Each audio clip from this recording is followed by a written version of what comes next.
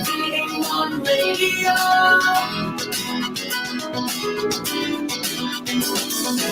V81 Radio. V81 Radio.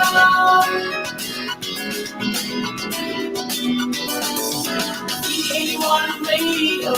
V81 Radio.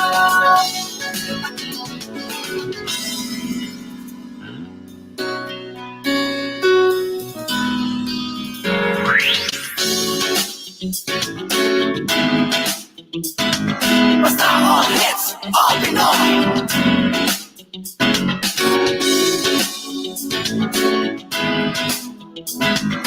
Kahit na saan ka man ito'y mapapakinggan.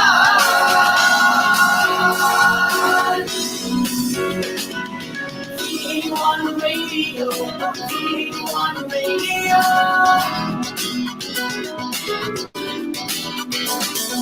V81 Radio, V81 Radio.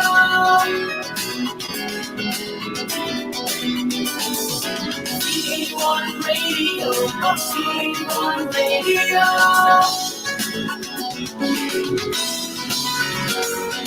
V81 Radio, V81 Radio.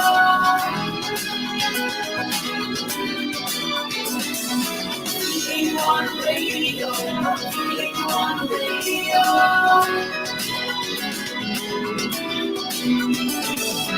V81 Radio, V81 Radio.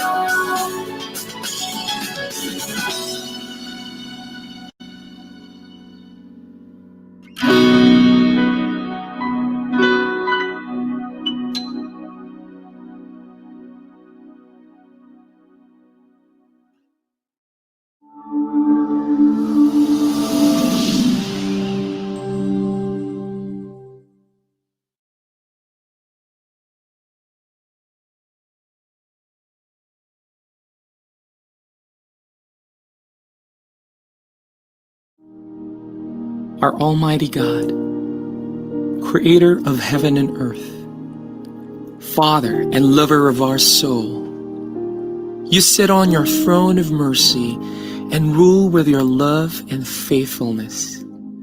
You are full of grace. We acknowledge your presence in our lives.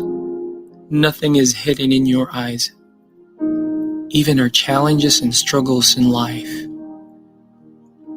We come to you with faith. We ask not only for our daily spiritual bread, but to seek your forgiveness and undeserving favor to heal our land, our family members, our friends and neighbors, even our enemies with COVID-19 and other diseases. Holy Spirit, help us to deepen our faith and see the opportunity to believe, obey, and worship. As we face this pandemic, you are Lord and God. Encourage us and change our hearts, not to fear, but to be full of hope and find ourselves praying and meditating your word. We believe no works of the enemy prosper to your children. Abba, Father, we believe that your Son Jesus Christ is Lord and Savior. He is the truth and our salvation. Hear our prayers, O Lord, and most of all, not our will, but thy will be done. We pray this in Jesus' name, the name above all names, who was and is to come. Amen.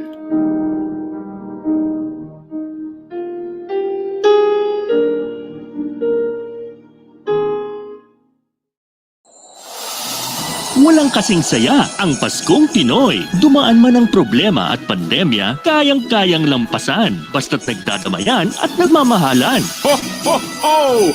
Merry Christmas! Tuloy na tuloy pa rin ang Pasko dito sa V81 Radio, South Manila. Ito ang paborito ng bawat Pilipino. Basta all hits, all Pinoy, panalo. Merong kwentong iyakan at tawanan. Kahit nasaan ka man ito'y mapapakinggan.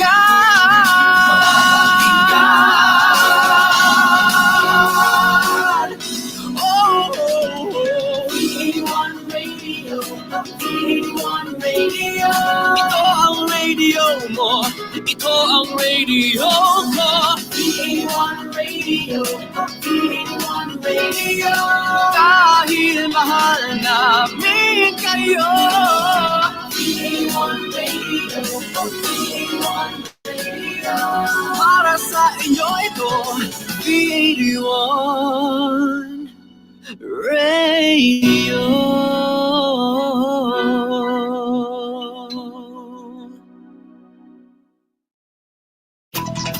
The views and opinions expressed in the following program are those of the program anchors and producers and do not necessarily reflect the policies and position of this station. Discover the best-kept secrets in metaphysics, law of attraction, science, and spirituality, and listen to practical mystics from around the world. Let's open Pandora's box with Reverend Reg Tan, your metaphysical minister, here in Practical Magic, your practical mystic source. Only here on V81 Radio, South Manila. Satnam, everyone. My name is Reverend Reg, and I'm here again for Practical Magic, where we talk about the latest in metaphysics, the law of attraction, science, and spirituality.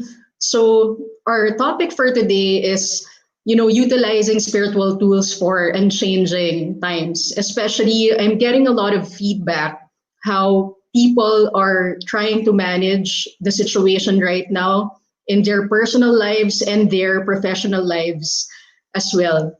So I'm very excited for our topic for today, especially our guest is someone whom I look up to in terms of metaphysics and how to actually use it in our day-to-day lives. But before we start, may I invite everyone to simply close their eyes and just rub both palms vigorously and use the right palm to touch the heart.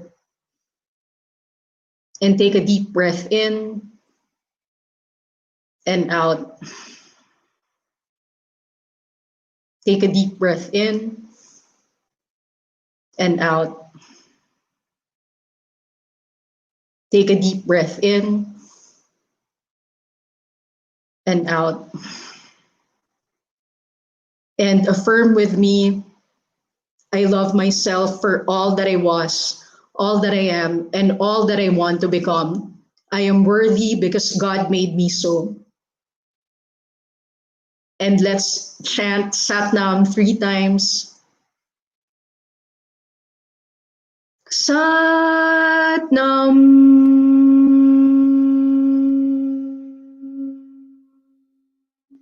Satnam. Satnam.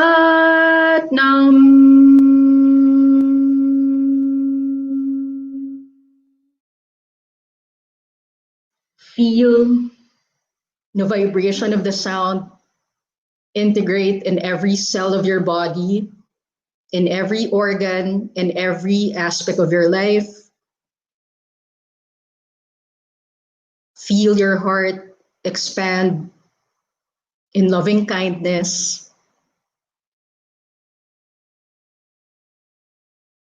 Take a deep breath in and out. You may gently open your eyes. Satnam, everyone. Thank you for sharing your beautiful energy with me through our simple meditation and affirmative practice. So today, I'm very happy to share with all of you.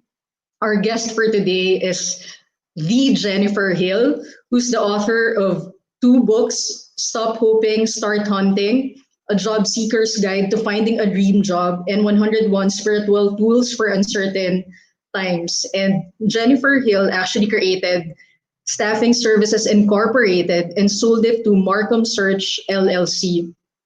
And at the same time, she published 2 white papers, The Changing Role of Law Firm leadership, and the changing role of the legal secretary, hosted a 10-part series with Dr. Deepak Chopra and Don Hoffman called Conversations at the Intersection of Cutting Edge Science and Spirituality, hosted world leaders for a 52-part series teaching people how to meditate around the world called the Coalition for Global Unity, raised money for and built two schools in third world countries, Nepal in 2017 and Senegal in 2019, raised over $100,000 for Leukemia and Lymphoma Society and other charities over the past 20 years, and shaved my head in honor of a little boy fighting cancer, appeared on numerous TV and radio shows, as well as hosted shows both internationally and locally in the US.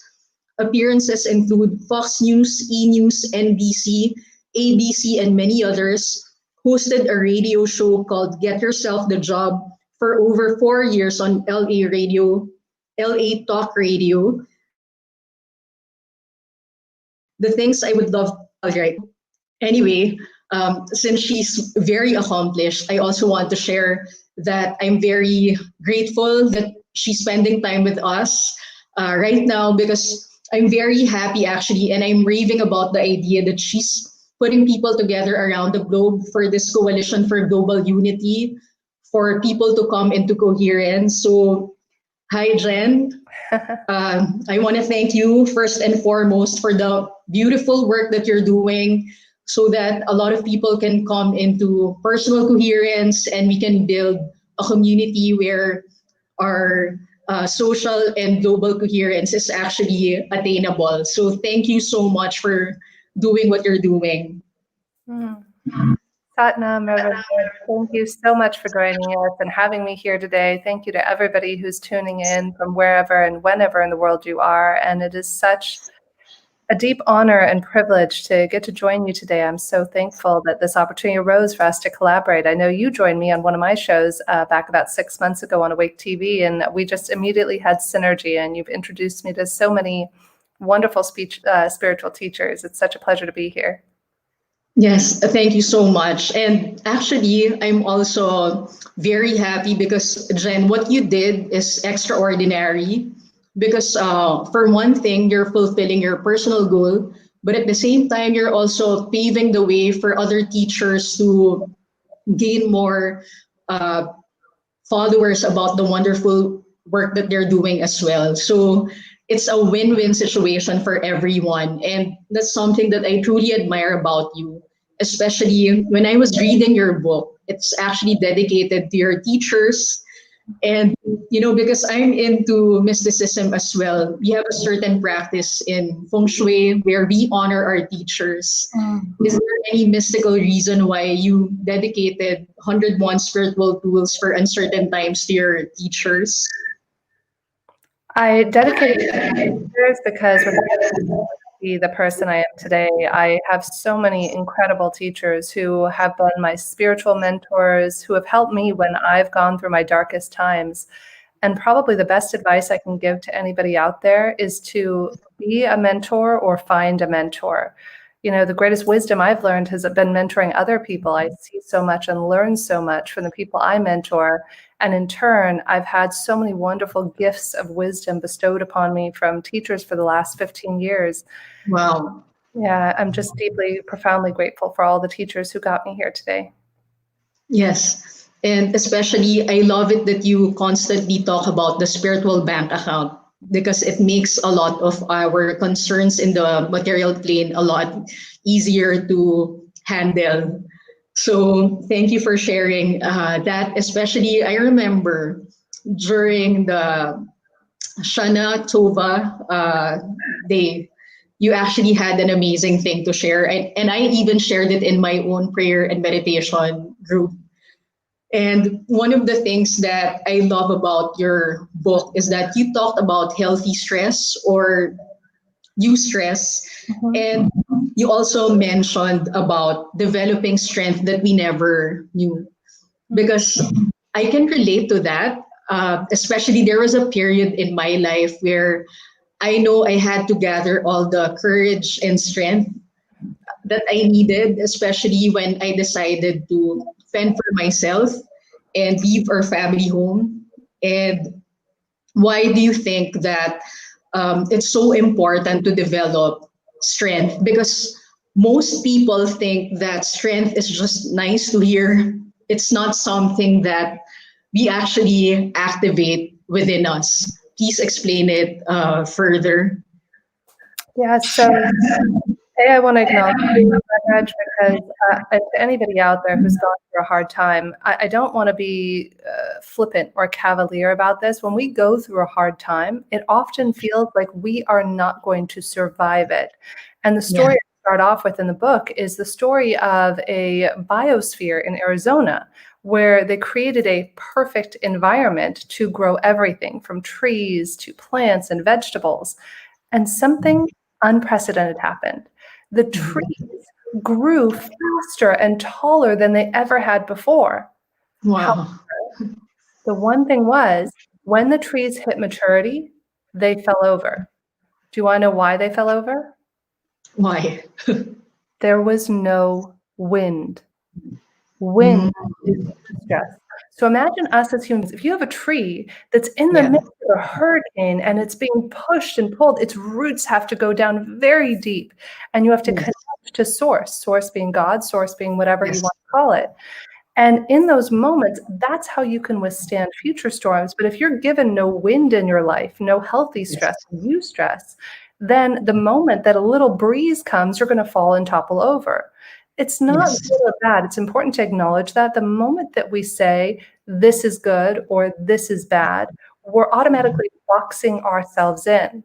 But when we see it as it's an opportunity for our growth, so there are going to be storms like many of us are going through right now with the pandemic that are going to cause us to feel like we're going to buckle under the pressure. But that's what I love about spirituality, and that's why I wrote the book during this pandemic, is because I was very grateful that I was able to strengthen myself through my spiritual practice and spend 5, 6, 7 hours a day in prayer, meditation, and have certainty. If there's something I could share with everybody out there, when you go through a hard time, remember to be certain. You might not know how in that moment, but the idea is to have certainty that God, Jesus, they have your back, and that whatever trials, tribulations, just much like Job, I love the book of Job in the Bible, talks about whenever anything happened, Job didn't say, oh, this is happening to me. Job knew it was happening for him, knew that it was strengthening him. And just like the wind with the tree, Job was able to come back 10 times stronger. There are so many examples of this, even Joseph in the Bible with his brothers when he was taken. The things that sometimes seem like they're causing us harm or that we're being victimized by are actually the things that are causing our roots to go really deep so we can grow twice as tall. Thank you so much for sharing that. I love the way you talk about it, because it's amazing how we're actually putting a story in that particular experience, because I realized that it's so important to have a higher perspective about things, especially the thing that you talked about having mentors and about having that idea that you're developing strength during tough times. It's so important to put that in your consciousness so that you don't actually go into the blame and complaining pattern.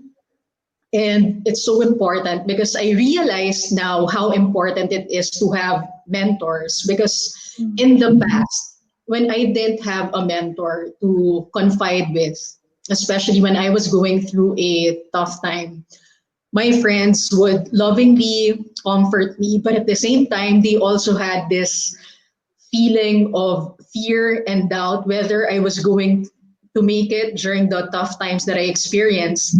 But having a mentor actually helps you emerge more beautifully from the experience.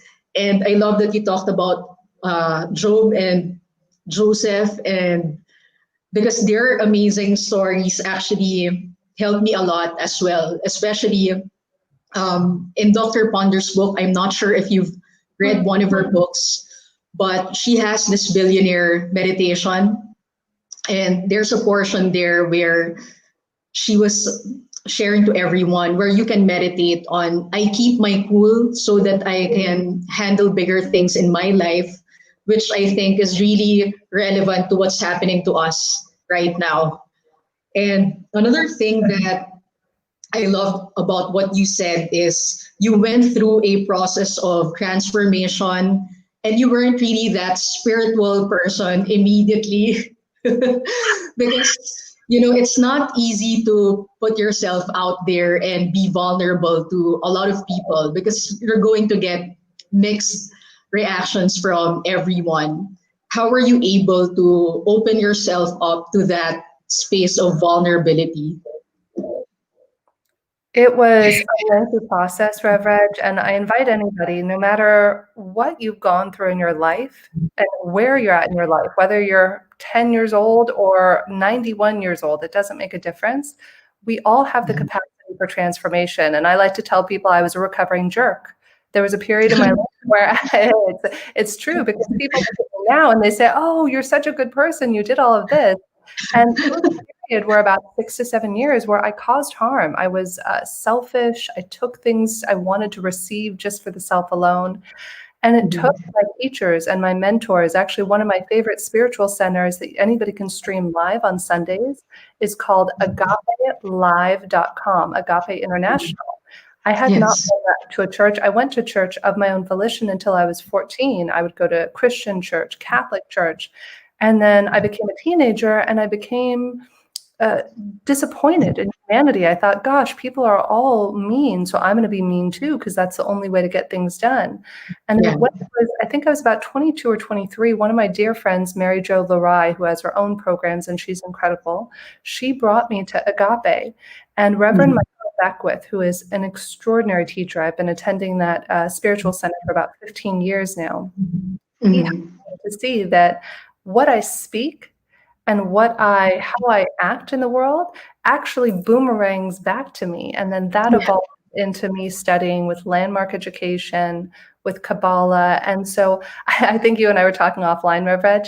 I like to think of it as spiritual soup. So you want to imagine just seasonings, throwing in a pinch of Mary Jo, a little dabble of Michael Beckwith, throw in some Deepak, throw in some Kabbalah, and then you just get this center. And then that becomes who you are. When I was 15 to 21, I didn't know who I was. And when I discovered myself and I began to know myself, that's when I was able to begin to create miracles in my life and the life of others. Wow. I'm so amazed because not everybody is able to process what's happening to them at that early stage. Because for me, probably it was about 5 years ago where I had better clarity of what was happening to me. But 10 years ago, I can relate to what you were saying, where you were more focused on yourself. And that's why I loved your book, because when I read the book, you were talking about certain spiritual tools that we can actually use, especially the power of forgiveness. I love that portion because I think one of the things that we all have to acknowledge first is to release the weight mentally, emotionally, because a lot of our material problems will actually solve itself on its own when we release the weight from the mental and emotional level. And you actually shared something about a certain technique, Ho'oponopono. Can you please demonstrate to us how that would best work out for someone who's needing that forgiveness technique? Yes, thank you so much for that. Two ways to do it. One way is you can do it for yourself. Now, I recommend Ho'oponopono is a very powerful thing to do for yourself at least once a day, maybe 10 times. And that involves putting your right hand on your heart. And you can shut your eyes. And I like to visualize myself as a little girl or little boy, whoever and however you want to identify yourself. And you visualize yourself and you say out loud, I apologize. Please forgive me. Thank you for being in my life so that I may love you. And you say that a couple of times. And the other thing I like to do is I actually wear my mala beads, as I like to wear. I love rosary. I have prayer beads. And so I have 108 8 prayer beads. And what I like to do as well is if I know that I might have caused somebody pain, one of my practices before I go to bed is with my fiance, we speak to one another and we say, did I cause anybody pain? Did I cause you pain? And then if I realize that there might have been somebody where I accidentally bumped them, or maybe I didn't return a phone call I promised, what I then do is I do at least 10 Ho'oponoponos. So I will hold on to my mala beads and I'll Wow. visualize that person's energy and I'll say, I apologize. Please forgive me. Thank you for being in my life so that I may love you. And I go through and do that about 10 times at least for each person. And sometimes I'll do it for a month straight, depending on how much pain I may have caused the other person. And you really have to check in with your own soul and with the people around you and ask yourself, did I cause harm to somebody, even if it was inadvertently? Wow. Thank you for sharing that, because one of the things that I love doing is clearing clutter in my space. And normally, as I clear clutter in my space, I also like to affirm forgiveness prayers. So it's kind of like a meditative experience for me while I'm clearing clutter. But I'm very sure that if I try it out, I'm going to get amazing results, because forgiveness has always given me amazing outcomes after practicing them. And another thing that I loved about what you're sharing about the forgiveness thing, especially forgiving ourselves, because here in my country, we were colonized for a really long time, and there's so much guilt and shame that's actually holding us back collectively. And so many Filipinos are actually very creative, very intelligent, and a lot of us, when we leave the country, a lot of us actually thrive because basically we're hardworking people and we're very industrious. And I want to say hi to all our um, overseas Filipino workers, because the show is actually reaching out to a lot of our overseas Filipino workers. And I know that if they incorporate a lot of the spiritual tools that you shared in your book, they're going to maybe double up or triple up their outcomes and have more emotional satisfaction from the inside out.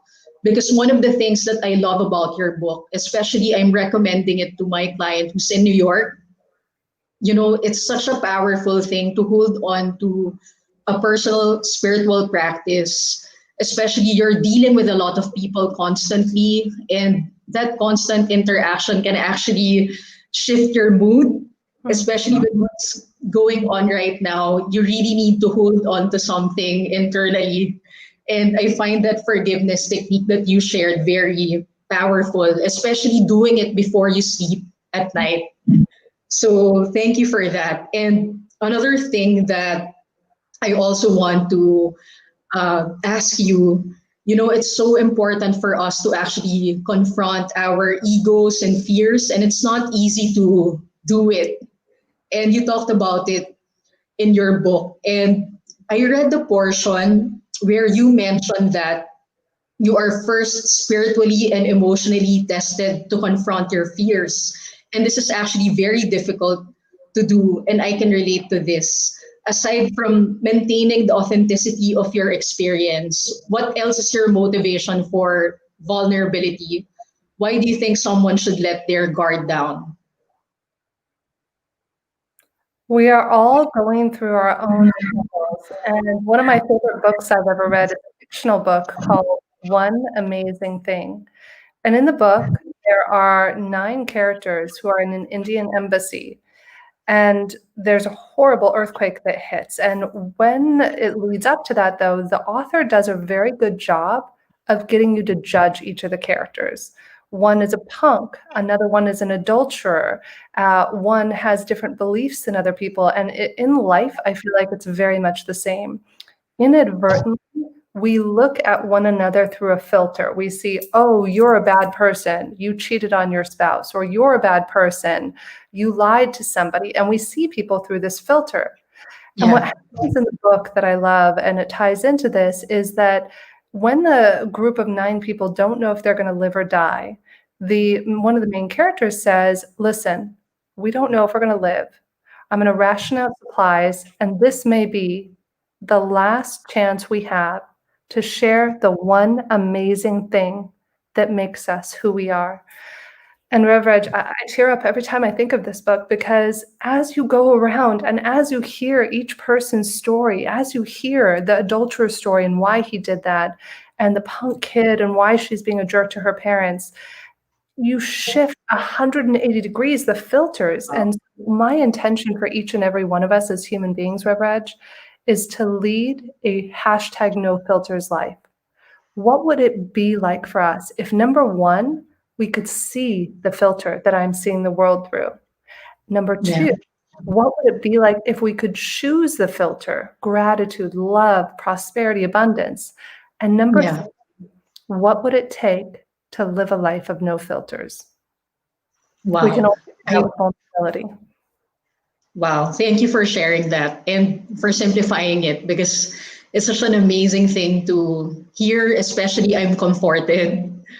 You know, one of the things that I had to deal with growing up is really having to put up a front.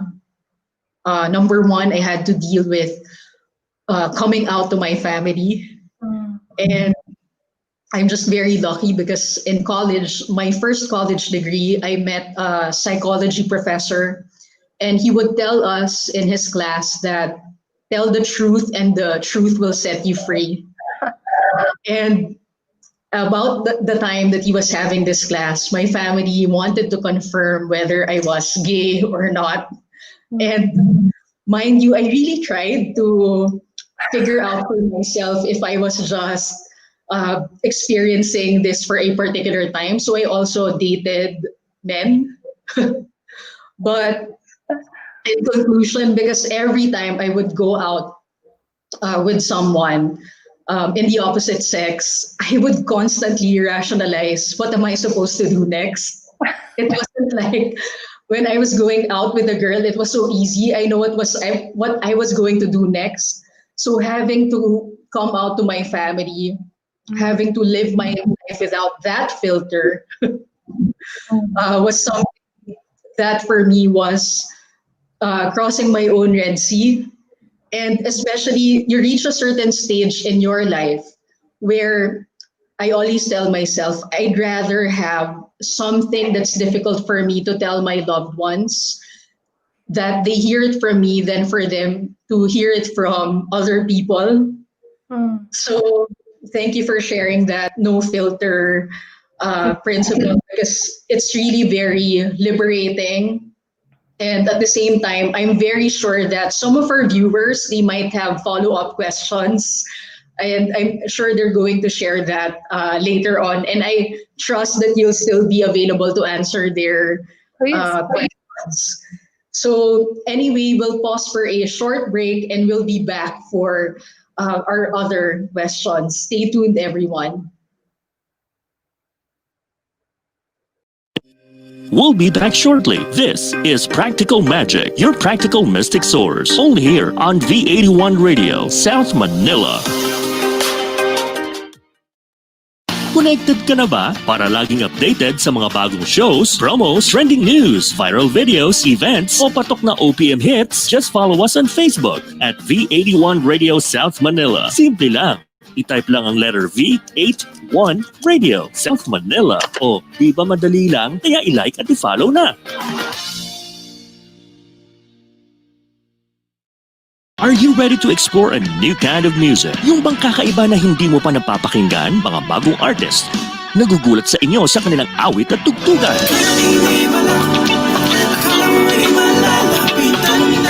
Discover them, hear them in Napam Hour. Ang Napam ay ang new all-Pinoy alternative music source na para sa kakaibang musika. Alternative artists and bands all the time. Catch them at Napam Hour. Mondays through Fridays, 12 noon to 1 p.m. and 8 to 9 p.m. Streaming live on V81 Radio mobile app. Kaya i-download mo na for free. Now na! A spirit-filled song that talks about healing from the Lord Jesus Christ, our great healer. Nasasaktan Kumikirot ang aking puso. Hiluin mo awit ng kagalingan at pagsamba by Felsen. Hilumin mo ang sukat ng aking puso. Digitally available everywhere and here on V81 Radio. Ikot paturo ko dahil lang ngayon at ang bukas. Gusto mo ba ng bagong tracks na mapapakinggan ngayong October? Pwede bang magpakilala? Is that I better left that I'm walking? Ba't sabi mo hindi mo ko iiwan? Abangan at tumutok lang tuwing Sunday, 1 p.m. dito sa Napalm, your new all-Pinoy alternative music source. At mag-jam kasama sina Ram Martinez, Isotone, at CD and the Years. Dito lang yan sa Napalm, your new all-Pinoy alternative music source. Exclusively on V81 Radio, South Manila. Now back to Practical Magic, your practical mystic source. Only here on V81 Radio, South Manila.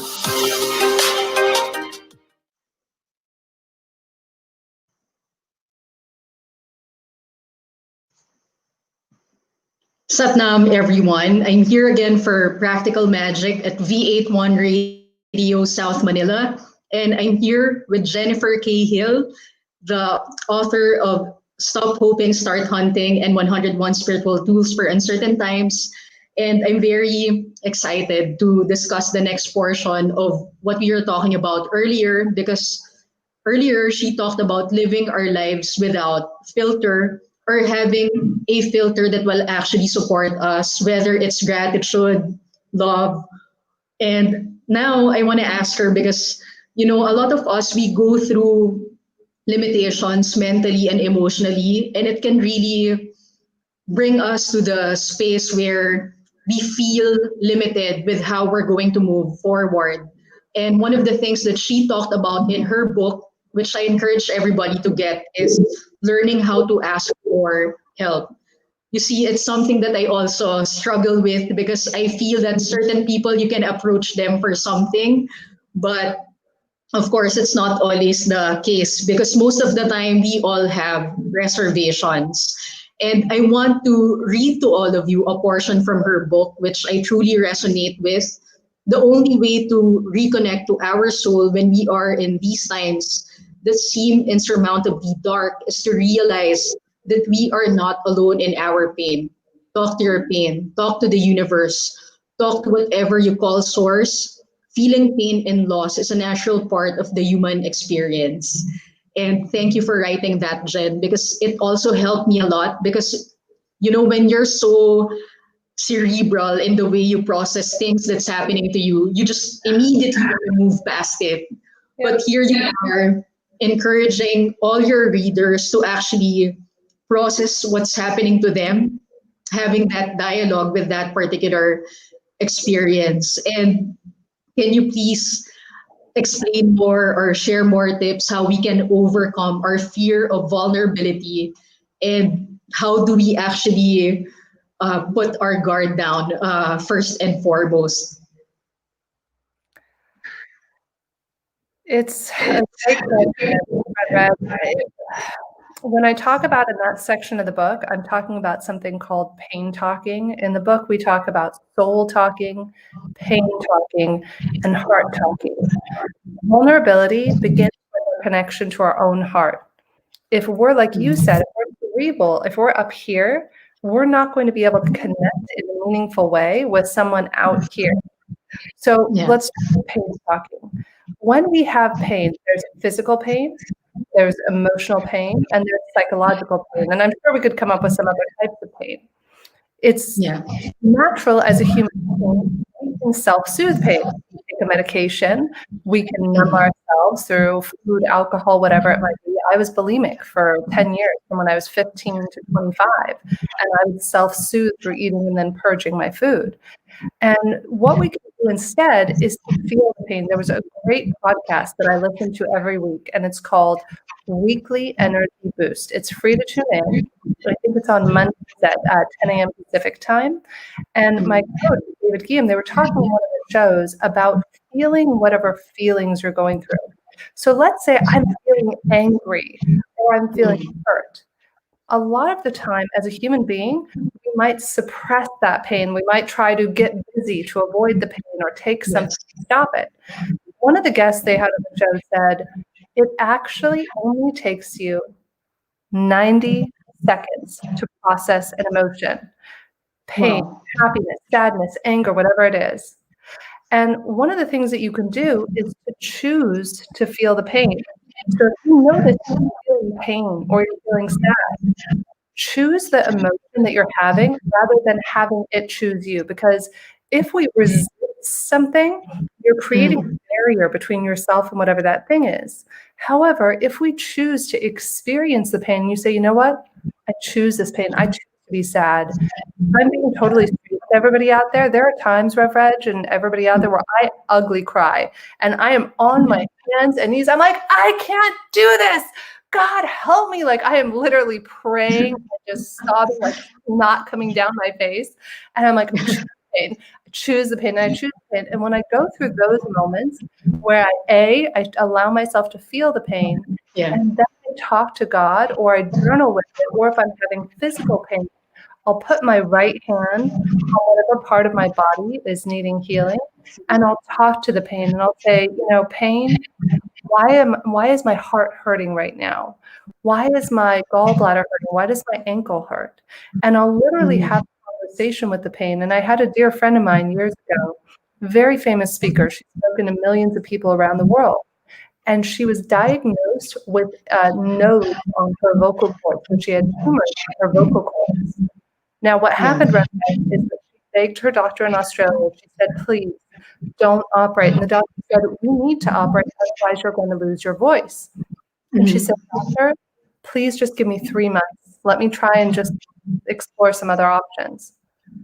So for 3 months, every day, she would put her right hand on her vocal cord and she would lovingly talk to the tumors on her vocal cords. She said, I love you. What do you need? Why are you here? What is the lesson that I have? What is the experience? Why am I meant to go through this? And at the end of 3 months, she went back to her doctor in Australia, and he was furious. He said, how could you do that? How could you go and see another doctor and get it operated on without me? And she looked at me, she said, doctor, I didn't have surgery.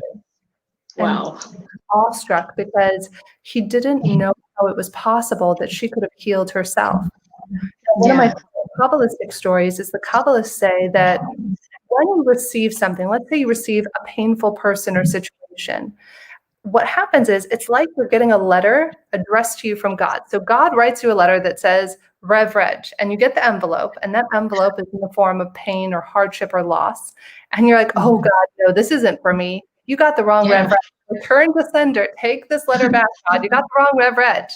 Well, what's God going to do? God's going to send you 500, 1,000 more of the same person, situation, or pain until what? Until you open the letter. So the moment you open a letter, which is learning the lesson, you say, why is this happening, God? What is the reason I'm experiencing this pain? What is the lesson? The moment that happens, poof, the letter, the person, the thing, the pain disappears, just like in my friend's case, because she went internal and talked to the pain.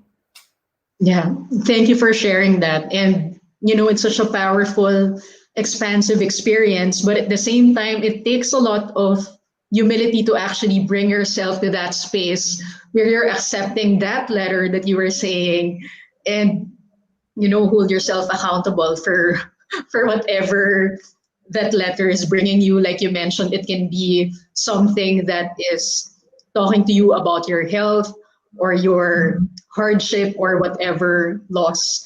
And you know what, now that we're building momentum, talking about, you know, how you're making it work every day in your personal life and your professional life, I would have wished that I met you 10 years ago, because 10 years ago I was employed and I was working for a BPO Of course, we had to take in calls constantly. And there was also a time in my life where my relationship with my partner was, we were going through that transformation where our lesson together was already over. But of course, at that time, I didn't see it that way. At the same time, a lot of the things that you're sharing now, if people here in the Philippines, especially the ones working in BPOs, uh, all the tools that you're sharing now is actually very powerful, very effective. Especially you mentioned that it can only take 90 seconds. Did I get it right? For Mhm. you that particular experience and to actually shift. Because I didn't know that you have to actually own it Mm. before you shift. Because one of the things that I decided to do during the lockdown was to take singing lessons. Ah, I had a voice coach, and I have this particular favorite song, and it actually got me through the whole 2 months where I had to stay in the apartel and figure things out while I was trying to deliver necessary work. But what I'm learning from your book now is that I have to allow myself that space emotionally where I have to process it, or I'm assuming that if I don't process it emotionally, sooner or later it's going to appear in my life for me to process it. Is that what you're saying? yeah, that's exactly what I'm saying is that if you push something away, if you say this letter is not for me, eventually it could be a day later, an hour later, or a year later. That exact same person or situation will come again in a different form. It looks just a little bit different, just enough to confuse you and not think it's the same person or situation.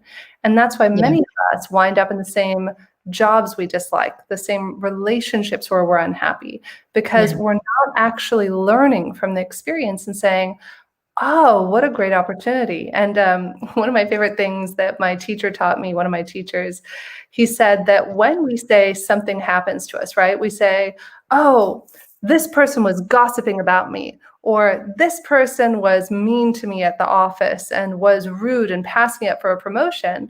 What my teacher said, Yeah. which is really funny, if you believe that God is the one and only, Jesus, God, whatever you believe in, then what you want to do is you want to say that God was gossiping about me. God took away my job. God took Yeah. away whatever. Because when you replace it with God, you have to know everything comes to you from God. And so when you Yeah. replace that a person or a thing, God cheated on me, God did this, because then you start to laugh about it because you can bring humor and you can shift how you're seeing things. Yeah. And I think that's the power in your book, because you have so many anecdotes about your personal life. I particularly like the part where you were supposed to get a massage and the therapist tells you to meditate. Can you please share to us what happened in that instant? Yes, very early on in my spiritual journey. I was about 21, 22, and a friend of mine, Natalia Pahomchek, if you're ever in Hawaii, go visit her in Honolulu, best massage therapist ever. She was in massage school at the time, and every Tuesday I would go for a massage with her. And one Tuesday she says to me, Jen, it would really help you if you could meditate for 30 seconds before the massage. It'll make it so much more enjoyable. And I looked at her, I said, Natalia, do you know what it's like in my head? I have a million thoughts like, da-da-da-da-da-da. I said, I could not meditate for 1 second, let alone 30 seconds. And now, of course, the irony is that I probably spend anywhere from 1 to 3 hours a day in meditation. And Wow. that's why we created the Coalition for Global Unity that on Awake TV is to teach people all the different ways you can meditate to music, to Yeah. breathe using a pyramid. There's a pyramid spiritual society. There's so many ways to meditate. And that's why I Yeah. help people, because I know what a struggle it was for me when I started. And I'm deeply, deeply grateful that I have 50 to 100 different ways now that I can meditate and ground myself every day. Yeah. And thank you for sharing that, because it's such a powerful thing to experience, especially one of the things that I learned about prayer and meditation from Dr. Catherine Ponder, who's actually one of my idols in metaphysics.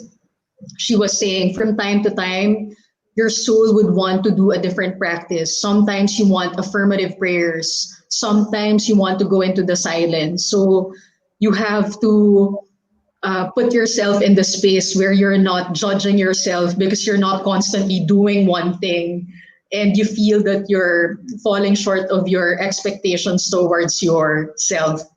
Especially one of the things that we're trying to juggle here is how does a person put a balance in their spiritual life, in their personal life, and their professional life.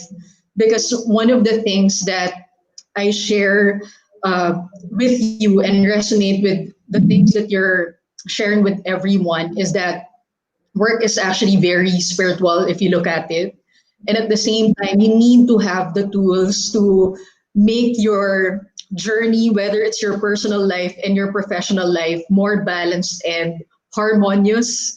Because we can only handle so much actually in terms of our conscious level of awareness.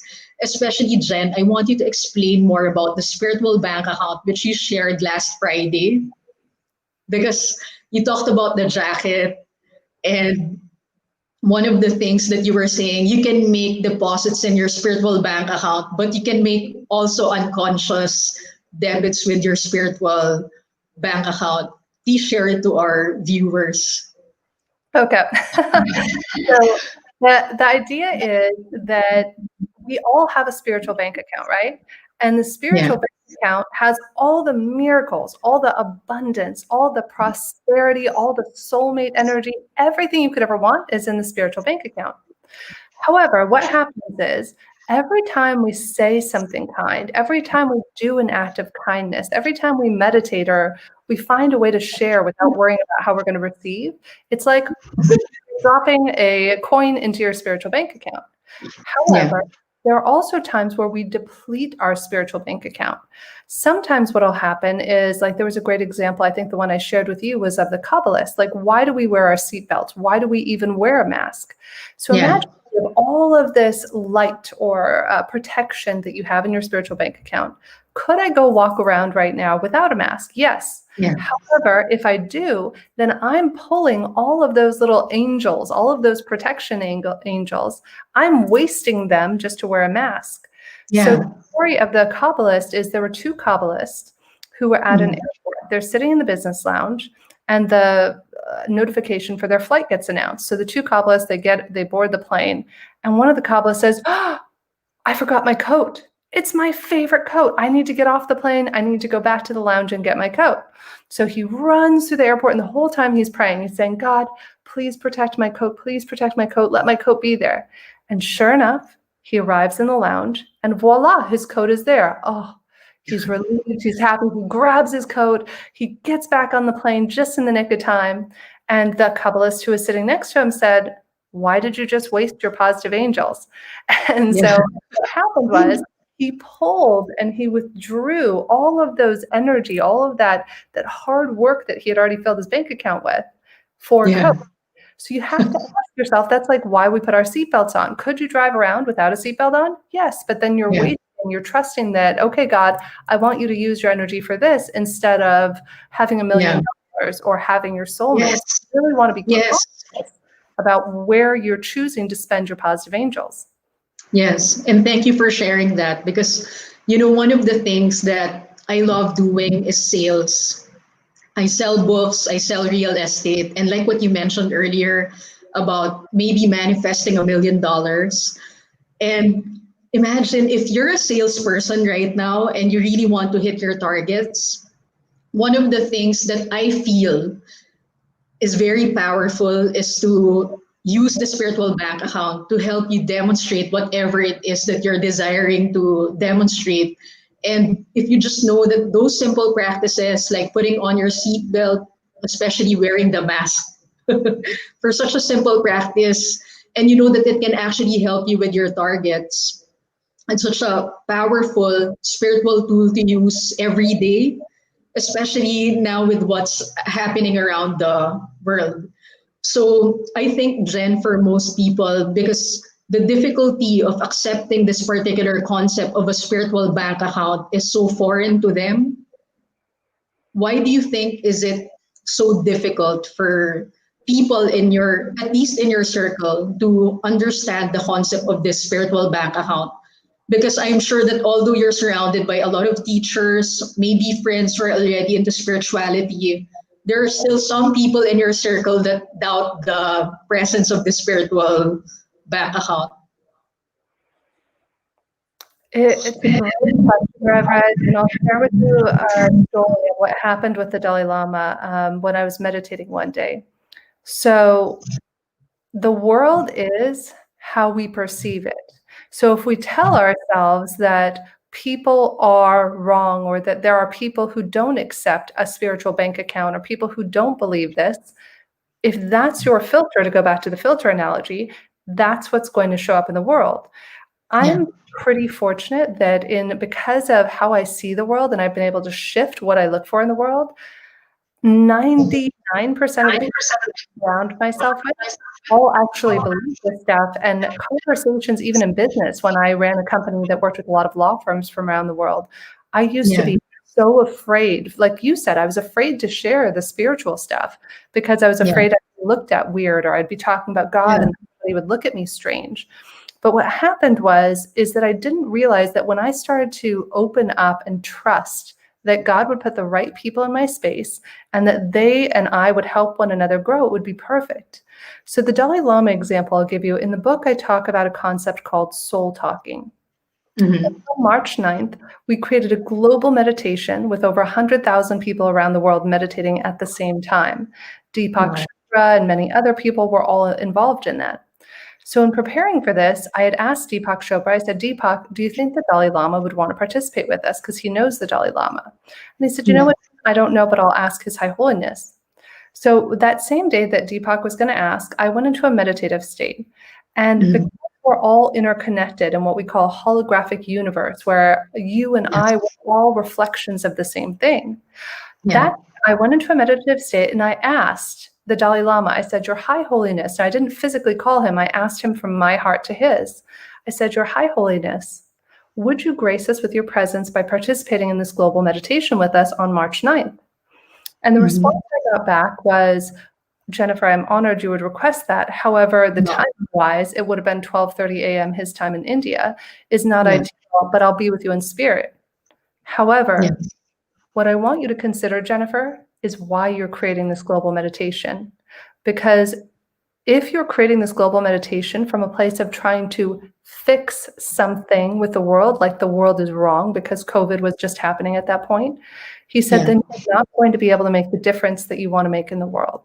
However, if you see yourself as whole, then you'll be able to see the world as whole. Then you will be able to make the difference you want to make. And I think that story, Reverend, because if we look at people as needing to be fixed, like if I look at this person, I disagree with them, or this person should believe in spiritual accounting, we're creating disharmony. Because the moment I think something should be different than the way it is, then I'm disconnecting to the perfect wholeness that already exists in the universe, but amongst all of us. Yes.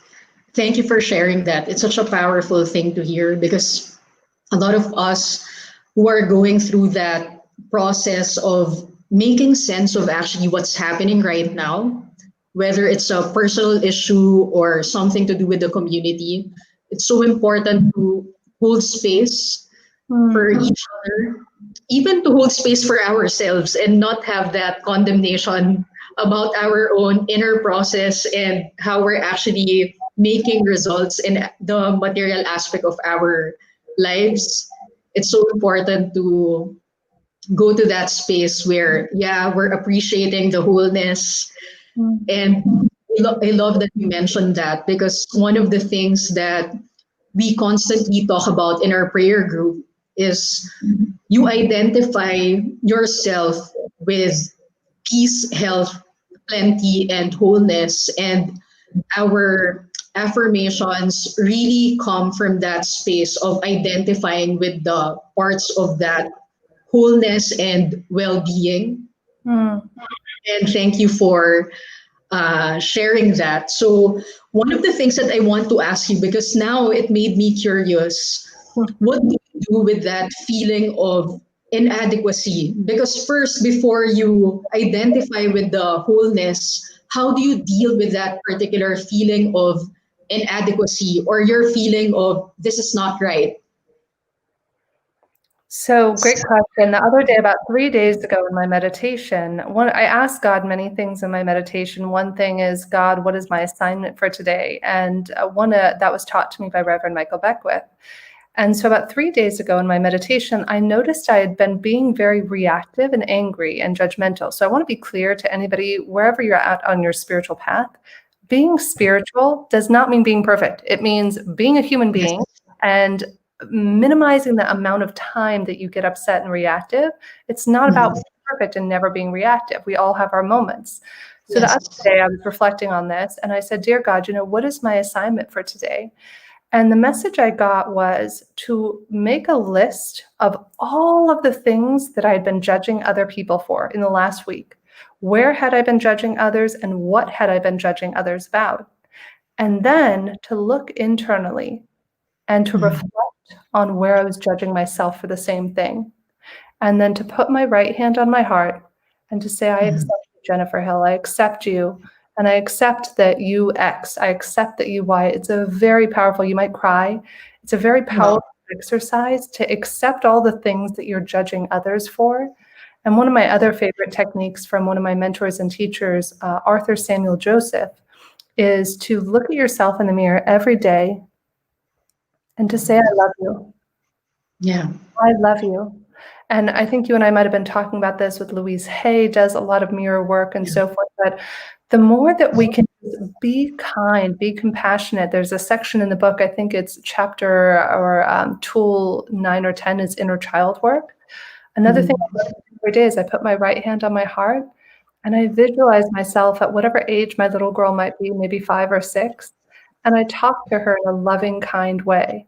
And the more that we can give ourselves what we need, the more that we can accept ourselves, talk to ourselves, notice if you're feeling angry or sad. I will often ask my inner child, hey, sweetheart, how are you feeling today? And if she's feeling angry, I acknowledge that she's feeling angry. Tell me about that. Tell me what you're angry about. And it can be very powerful to self-soothe and to heal so that you can be the best version of yourself in the world. Yes. I love that we're talking about this because last May, during Mother's Day, I initiated meditation for me and my mom, and we always had a very interesting, powerful spiritual relationship because one of the things that my mom helped me a lot with was learning how to read. I sucked at English before, but my mom took a great deal of time, love, and patience to help me read and polish my English. And from a line of 7 from one semester, my mom helped me out. It just took one semester and my grades went up to the 90s above. Wow. And it was such a powerful experience for me because I got 99 over 100 because of mom's help, taking the time to help me read. And I'm sharing this because I realized when you brought up the inner child, a lot of my inner child issues had a lot to do with me and my mom. Especially, she's such a nice and kind person, but it also took a lot for her to understand where I was coming from because she was also very religious. And I know that she loved me deeply, but she also had to understand how she was going to relate to her other friends and the pressure of having to deal with a gay daughter. So that inner child thing, when I was doing that for last May, while I was reversing the process where now I'm the parent and my mom is that child, I was so amazed because that particular week and the week after, mom and I had such a smooth sailing relationship. And I love that you mentioned that being spiritual means having to go through the different dimensions of your human experience and having that awareness as well, where you can go through that different range of human emotion, but still have that awareness to comfort yourself and not go through self-condemnation. because I think that power comes from having the awareness to tell yourself in the middle of you about to blame yourself, where you're telling yourself that I love you. Mm. And it's such a powerful thing. So thank you for sharing that, because I know that I can use it myself. In fact, I heard you talk about it with your interview with Dr. Cindy Palos, and I think with Kathleen Riley. And as soon as you actually brought it up, because I have a mirror in my room, I was practicing it for about 5 minutes a day. And it's true, certain emotions actually come up because I realized after practicing what you mentioned in your show, we don't tell ourselves enough that we love ourselves and even bother to look at ourselves in front of the mirror. So many times I realize it's because of that simple practice that we skip every day, that we're looking for outside validation. So thank you for sharing that, because I know that as we bring more people into that practice of daily going to the mirror and even having to say it yourself for about 3 times, I'm sure there's going to be a lift in the vibration of energy. And one of the things that uh, I love what I love about what you're doing is that you're encouraging people to live their lives by design. And especially, I love the portion where you talked about with your friend as part of your book, where you were saying, isn't it that for most people, you just want to figure out what you really want to do and get handsomely paid for it and actually make it work and sustain it. And then your friend goes to that space where uh, she she feels indifferent towards what you're saying, because I think it's such a powerful thing that you brought it up, because for most people they don't really have that big desire to go after a particular goal. How do you actually bring your loved one, a friend, a family member, or a colleague to dream big dreams? Because I realize for most people, as long as they're comfortable, that's enough. I think the important thing to highlight here, Rev Reg, is that you have to first soul talk and ask, is the person ready to receive what it is that you want for them? You might see somebody and say, oh my gosh, you're such a good writer. You should write a book. Oh my gosh, you're such a good speaker. You're so talented at this. You should sell something. And that's one of the difficulties in life is we should all over each other. We say, you should do this, you should do that. And I love the concept that the Kabbalists teach, which is called proactive confrontation. So let's say that you have a friend or family member, and that person has amazing potential. They're so smart and talented. Step number one is you want to ask from your heart to their heart, are you open to receive what I'm about to share with you? It doesn't take much. You don't have to be spiritual at all. It just takes listening deeply. Are you available to receive what I'm about to share? So that's step one. Now, step two is to listen. This is where meditation helps. The more we meditate, the more grounded we are in ourselves, the more that the static and noise is removed and we can clearly hear messages between one another. And so then you notice, does the person say yes? Or do they say no? And if the person is not receptive to whatever you're about to share with them, it could be about their potential. It could be something that you want to give them advice. When we stop, we pause, and we ask, is this person able to receive what I'm about to share? That will change your life and your friend's life. Because oftentimes we think we know how somebody should or could live their life better, but we don't ever ask ourselves, can this person receive it? Imagine I'm giving you advice, but you're a wall and you're not able to receive it. Then you're wasting energy, and then the person becomes bitter and resentful.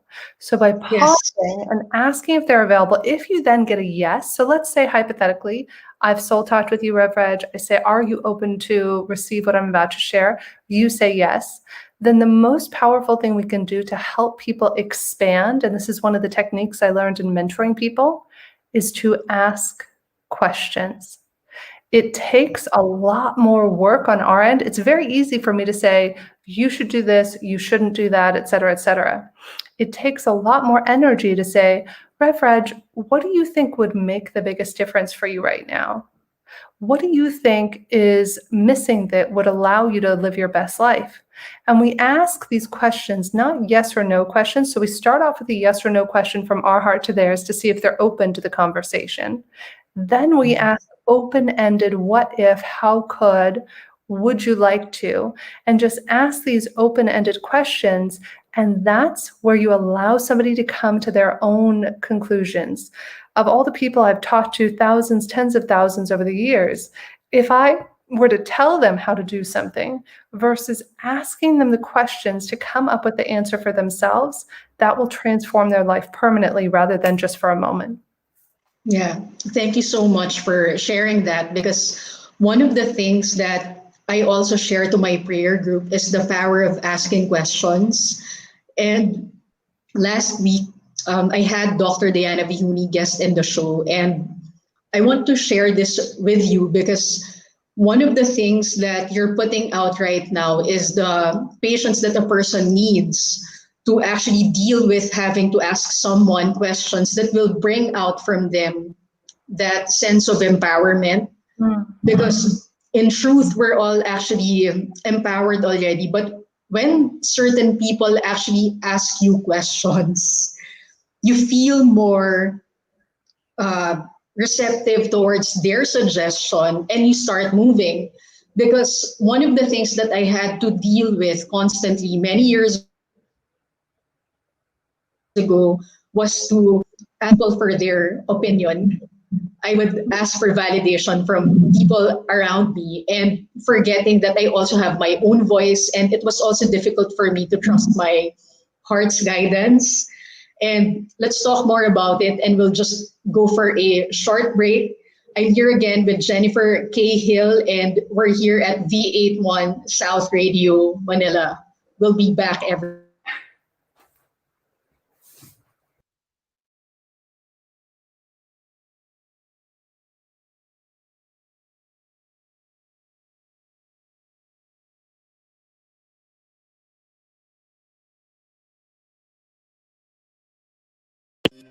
We'll be back shortly. This is Practical Magic, your practical mystic source. Only here on V81 Radio, South Manila.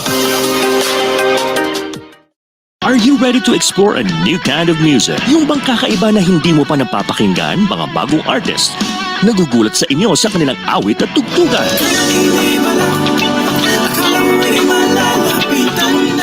Discover them, hear them in Napalm Hour.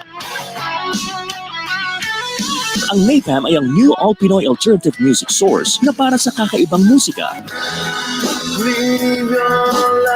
Alternative artists and bands all the time. Catch them at Napalm Hour. Mondays through Fridays, 12 noon to 1 p.m. and 8 to 9 p.m. Streaming live on V81 Radio mobile app. Kaya i-download mo na for free. Now na! Talagang October to remember dahil hindi din pahuhuli ang ibang Viva OPM artists na sasabak sa kantahan sa Home Not Alone Songs from Home Season 2 kasama si Papa Gio, Yumi Laksamana, Isid, Solstice, Just Rap, and Sabu. Kaya iset nyo na ang mga kalendaryo nyo tuwing Merkules 7 p.m. California time o Huwebes 10 a.m. Pinas time. At samahan si Papa Gio para makipagkulitan, tawanan at kantahan sa Home Not Alone Songs from Home Season 2. Dito yan sa V81 Radio, Los Angeles.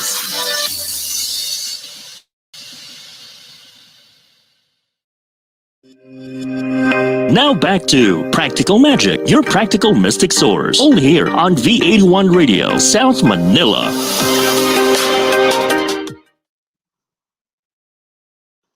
Satnam, everyone. My name is Reverend Reg, and I'm here again for Practical Magic at V81 South Radio, Manila. And I'm here with Jennifer Cahill, who's the author of 101 Spiritual Tools for Uncertain Times. And we're talking about having that soul talk and confirming with your heart about what you're going to get across to someone you would like to bring up a particular conversation, especially if certain conversations might actually require, would you say, pushing some boundaries or some things that will actually make certain topics be uh, a difficult thing to talk about, because especially, we're all having that constant interaction with each other. It's one thing to communicate, but it's another thing to connect to the person. So please enlighten us, Jen. I think what we're talking about right now, it's about thinking about giving and receiving. In a perfect world, we want that when we give, we're also receiving, and when we receive, we're also giving. Yeah. Unfortunately, as human beings, we tend to take. We tend to take what we want, or we tend to give without receiving it in return, and it creates a short circuit when that happens. So when we find that balance by pausing, by asking, is this person open to receive what I'm about to say? That's where things can really shift. It's one of the techniques that I use when I interview people. When I'm interviewing somebody on one of my shows, for example, what I do is I'm constantly talking to the other person's soul and asking them, are you open to discussing this? What would you like me to talk about next? It's almost like having poof, magic fairy dust. And the more Yes. we begin to do this, the more we can begin to intuit what works and what doesn't work for people. And it creates greater harmony between all of us. Yes. Like, so often we're pushing our agendas or opinions on people and they're not open to it. And it creates an imbalance or a disharmony. And then we short circuit and we can't figure out why we have disharmony in our relationships. Yes. Thank you so much for sharing that, because I think one of the most important things to realize is that when you're going through that growth process, whether that growth process is an inner transformation or an outer transformation, it requires for you to have amazing self-awareness. But because we have that constant interaction with each other, Yeah. it requires a different level of intelligence or social intelligence, how we're actually going to connect to the other person in such a way that will create divine harmony. And thank you for bringing that up, because John Maxwell wrote a book many years ago, and it's actually my favorite leadership book of John Maxwell. It's about communication and connection. So he was saying a lot of us communicate without bothering to connect to the other person. That's why I love what you're doing with the global coherence. And I really appreciate what Heart Math is actually putting out in terms of content to help us be able to dialogue without creating friction. And because most of the time we're scarred for the conversations that we're having, because we don't have enough social intelligence to actually communicate certain things to the other person. And I'm actually just beginning to realize how important that is, especially when you're in business. I think it's such a powerful thing to immerse yourself into how you're going to get your transactions done, especially with the other party, when you're coming from very different priorities. So, what's another tool, Jen, that you can share with us, especially if it's about business or sales? Since I'm into sales, what do you think would be an effective way for me to close a sale if I'm going to use a spiritual tool to get the job done? Well, Raj, one of my things that I teach people about your manifesting what you want is something I call statement of intent and a daily declaration. I first spoke about this in my first book, Stop Hoping, Start Hunting, A Job Seeker's Guide to Finding a Dream Job. I think it was in chapter 5 on the mental side of the job hunt. So what you want to do is you want to pick a buy one date. I'll share with you a story first, and then I'll tell you how to do it. So there was a woman who was laid off from her job in 2012. And that was at the time when everything was terrible. Nobody had jobs. She was really distraught. And it was November. It was right before the holidays. So I sit down with this job seeker, and she is so sad. And she says to me, Jennifer, I'm the breadwinner, and I literally just lost my job, and I have 2 children and a husband. I don't know how I'm going to get through this. I said, okay, great. Are you willing to try something on? And this is what I would invite all of our viewers to try on, and you as well, Rev Reg. I said, what I want you to do is I want you to write down by when you want to find your job and what it's going to look like. So I said to her, you know what? When was the last time? First, you have to look at your perspective. If you look at the fact that it's going to be hard and that you're not going to be able to close the sale, you're going to prove yourself right, because our thoughts become words, which becomes things. And so I said, when was the last time that you had 2 months off with your family around Christmas and Thanksgiving? And she looked at me and said, never. I've never had that time off. I said, great. So what I need you to do is I need you to trust with perfect certainty that this technique I'm going to teach you is going to help you get your job, and that you're going to have a gift of having these 2 months with your family. So we came up with her statement of intent. So you write it out either on a piece of paper, or you can write it on a smartphone or your computer, whatever you prefer. So she wrote down, December 30, it's great. So she wrote down, by December 31st, 2012, I have a position paying me $60,000 or more within 7 miles of my house that I love going to work every day. Now, there are many spiritual teachers out there. I love Joe Dispenza's work and many others who say, don't put a time frame down.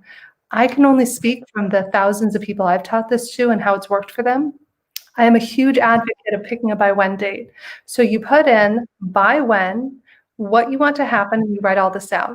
So she wrote it all out. Now here's step 2. Most of us write things down. Step 2 is the part which will cement it and which will allow you to manifest whatever you want, the sales, your house, your soulmate. This works for anything.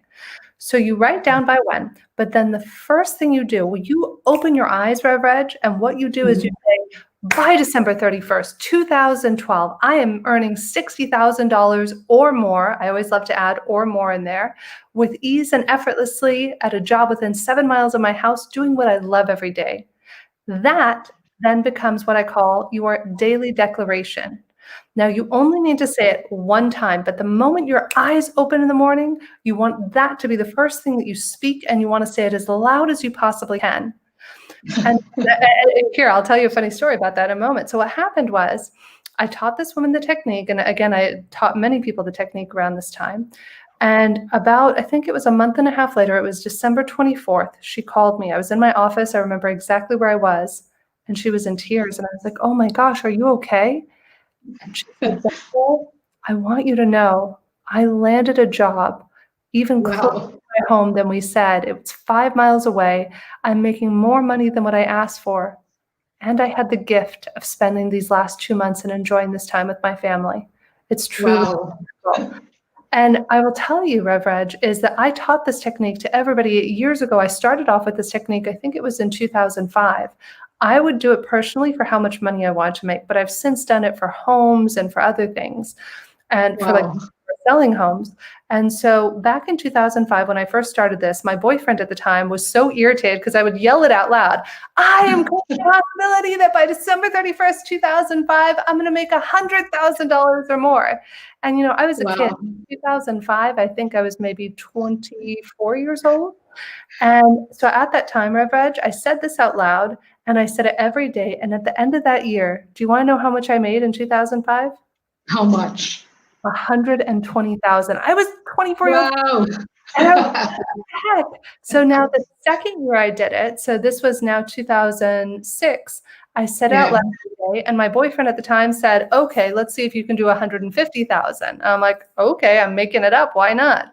So every day I changed my statement of intent and daily declaration to say, by December 31st, 2006, I'm going to earn $150,000 or more.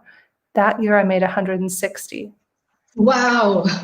Here's what is scary though, Rev Reg, I have to tell you. And a lot of us won't do this because we are afraid of getting what we want. We are afraid of having everything we've dreamed of.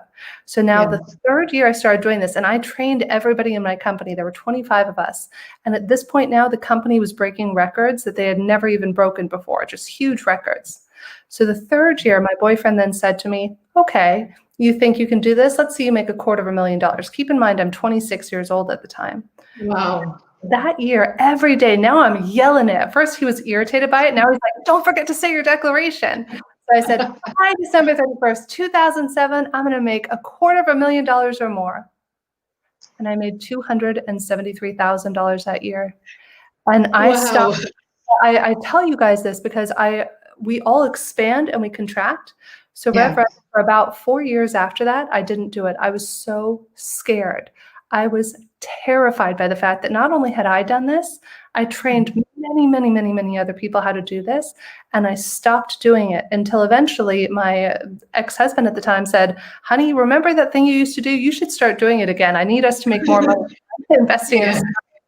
And so I started doing it again. But that is one of the quickest ways that you can make money and be successful. And I've done it to buy and sell homes, to get my soulmate, anything you could dream of is possible out of us speaking it, because you're in an alpha wave state. When our brains first wake up, you're in a very susceptible, suggestive state. So that's why it's critical that it's the first thing you say when you open your eyes in the morning. And I guarantee you, anybody who's ever done that gets exactly what you want. Wow. Thank you, Jen, for sharing that. And we'll pause for a short break and we'll be back and talk more about the power of the spoken word.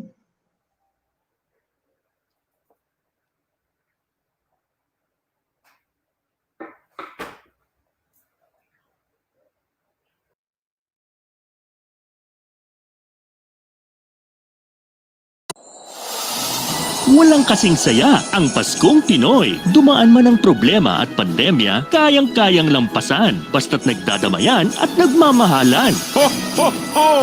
Merry Christmas! Tuloy na tuloy pa rin ang Pasko dito sa V81 Radio, South Manila. Ito ang paborito ng bawat Pilipino. Basta all hits, all Pinoy, panalo. Merong kwentong iyakan at tawanan. Kahit nasaan ka man, ito'y mapapakinggan.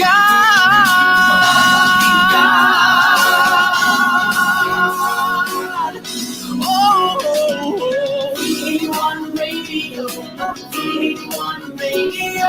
Ito ang radio mo, ito ang radio ko. V81 Radio, V81 Radio. Dahil mahal namin kayo. V81 Radio, V81 Radio. Para sa inyo ito, V81 Radio.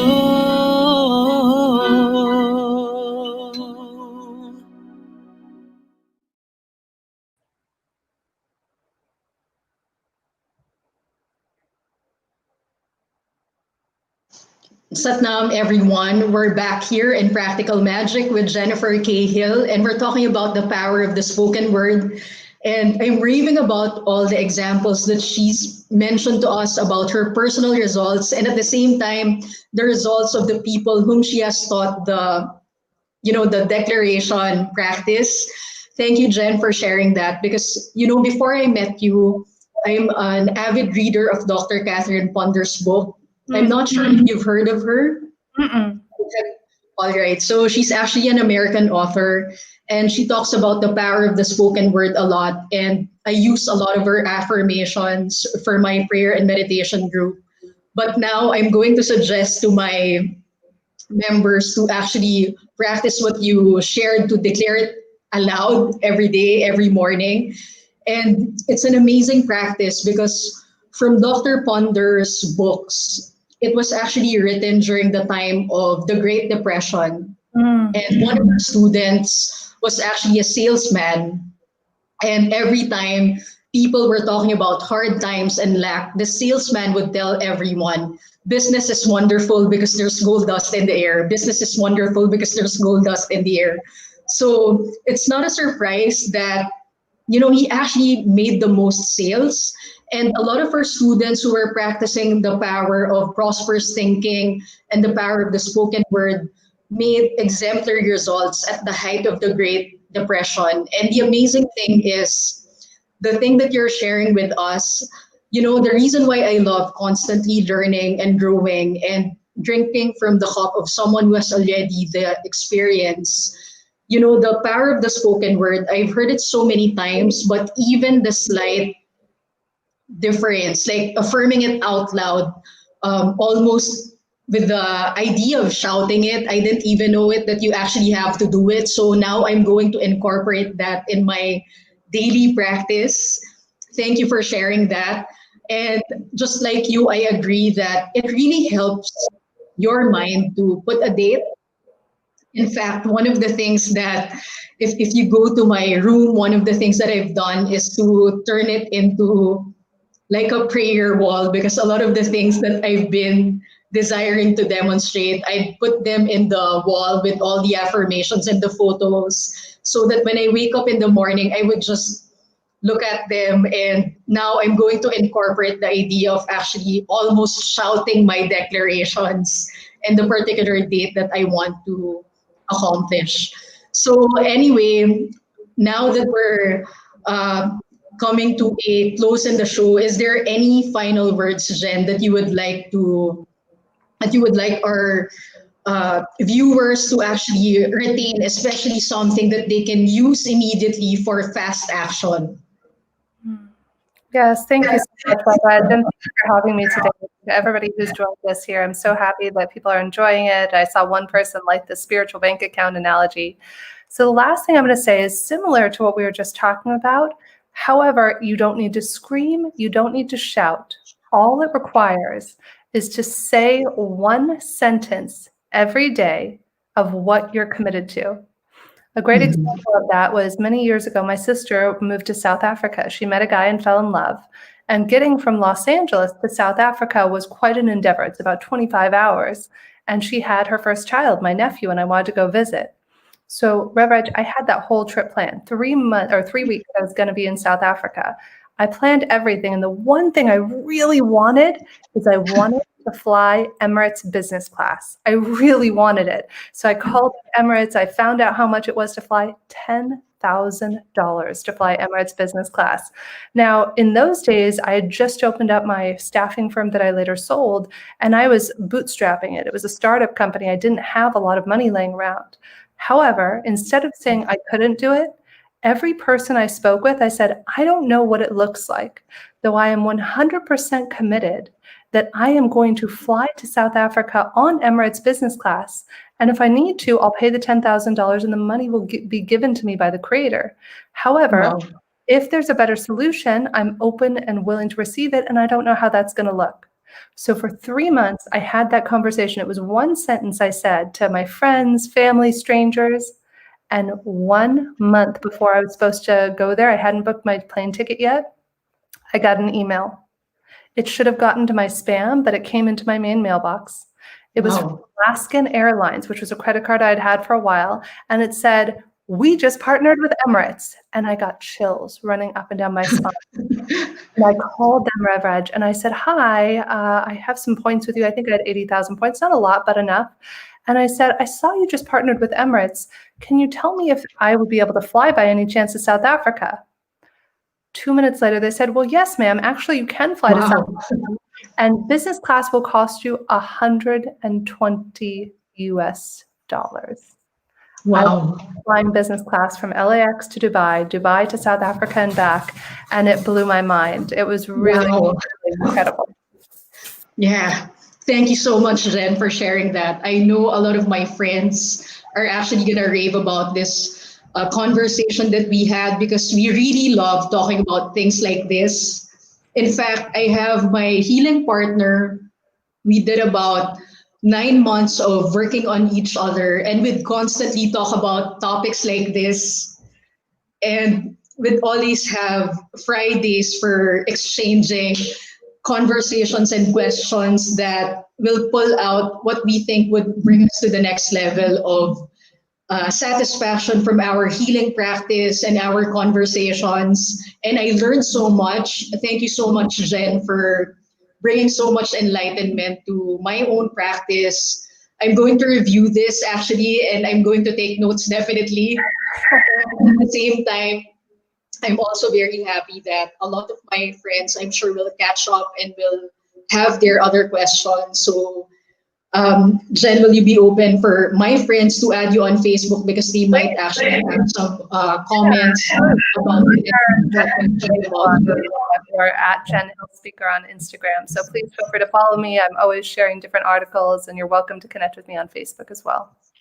Awesome. Thank you so much, Jen. And at the same time, I also want to thank my co-producers, Sir Nathan and Sir Rolly. Of course, our tech team, Jason, Dax, Dean, and of course, uh, Dax, Dean, Jason, and Ralph.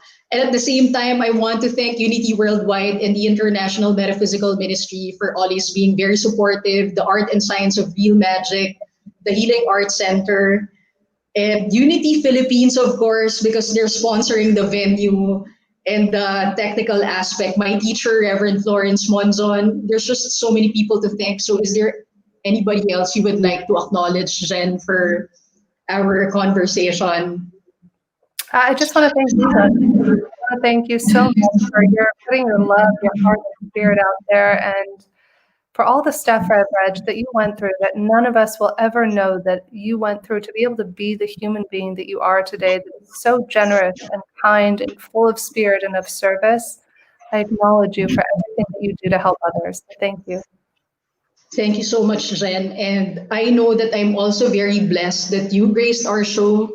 I, I learned so much today. And it's such a different experience because all the stuff that you taught me, it feels like, hey, you know what? I know certain things already, but you're actually bringing it to the next level, playing game. And I look forward to having you here in the Philippines. I'm very sure there are a lot of BPOs here, contact centers, that will benefit a lot from your book, 101 Spiritual Tools for Uncertain Times. I wish I had read the book 10 years ago because I wasn't exactly employee of the month.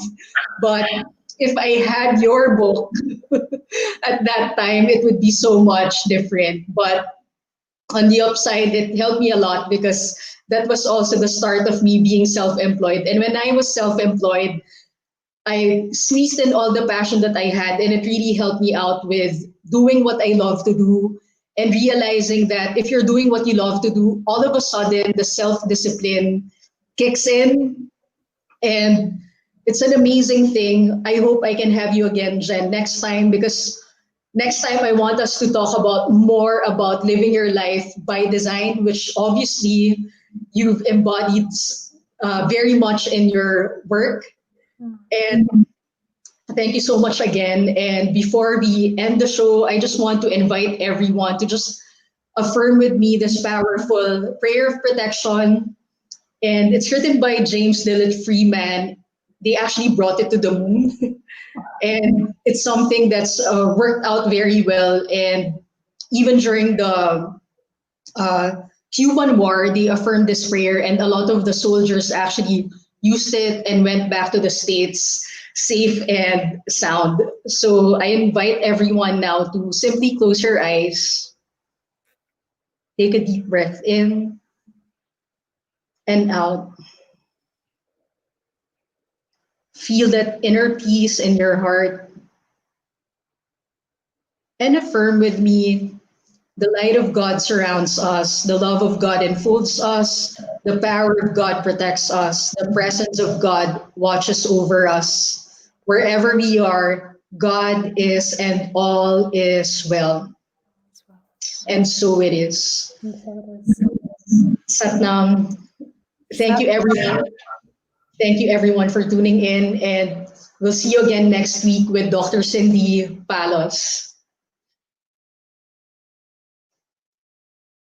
Thank you for watching Practical Magic here at V81 Radio South Manila.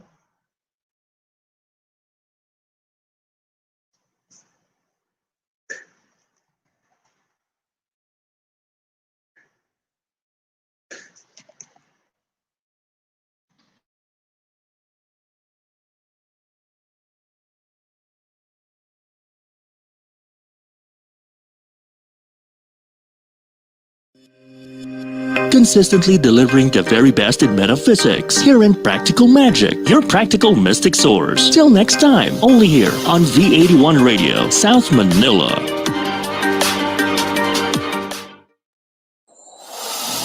Walang kasing saya ang Paskong Pinoy. Dumaan man ang problema at pandemya, kayang-kayang lampasan basta't nagdadamayan at nagmamahalan. Ho, ho, ho!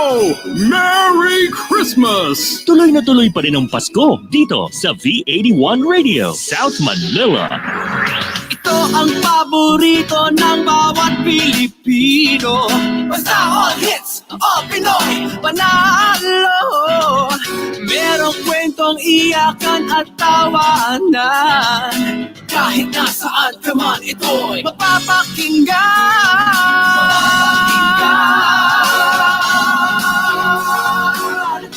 Oh, V81 Radio, V81 Radio. Ito ang radio mo, ito ang radio ko. V81 Radio, V81 Radio. Dahil mahal namin kayo. V81 Radio, V81 Radio. Para sa inyo ito, V81 Radio.